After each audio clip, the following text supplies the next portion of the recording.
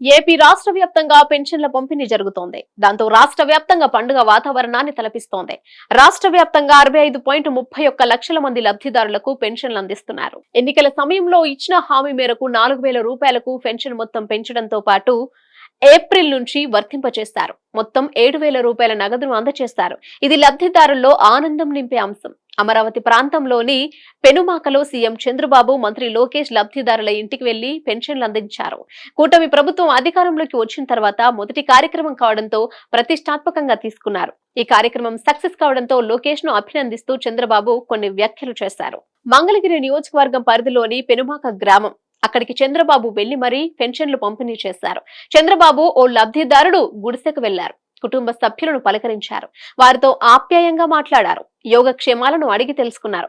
పిల్లలు ఏం చదువుతున్నారని ప్రశ్నించారు. ఇంకా బాగా చదవాలంటే ప్రోత్సహించారు. తల్లిదండ్రులను కష్టపెట్టకూడదని పిల్లలకు సూచించారు. లబ్ధిదారుల నుంచి పూర్తిగా సంతృప్తి రావడంతో చంద్రబాబు సైతం సంతోషించారు. ప్రభుత్వం అన్ని విధాలా అండగా ఉంటుందని, ఆర్థికంగా ఆదుకోవడానికి అవసరమైన అన్ని చర్యలను తీసుకుంటారని చంద్రబాబు ఆ లబ్ధిదారుడి కుటుంబానికి భరోసానిచ్చారు. మీకు మంచి ఎమ్మెల్యే ఉన్నాడంటూ నారా లోకేష్ ను ప్రశంసించారు. ఇక గత 2019 ఎన్నికల్లో మంగళగిరి నియోజకవర్గం నుంచి పోటీ చేసిన లోకేష్ ఓడిపోయారు. అప్పట్లో మంత్రిగా ఉంటూ టీడీపీ అభ్యర్థిగా పోటీ చేసిన ఆయనకు ఓటమి తప్పలేదు. అయినా సరే పట్టు వదలని విక్రమార్కుడిలా మంగళగిరి నియోజకవర్గం నుంచి రెండోసారి పోటీ చేశారు. ఏకంగా 90,000కు పైగా మెజారిటీతో విజయం సాధించారు.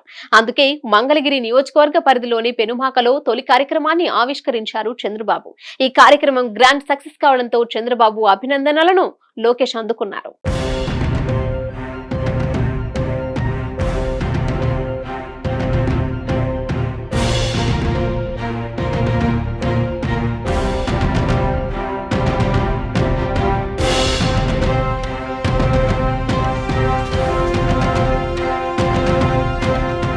హిట్ టీవీ యాప్ ని డౌన్లోడ్ చేసుకోండి. ఇందులో short news, live news, entertainment movies అన్ని అవైలబుల్ గా ఉన్నాయి. Please download Hit TV app. Hit TV app. Hit TV యాప్ని ఫ్రీగా డౌన్లోడ్ చేసుకోండి.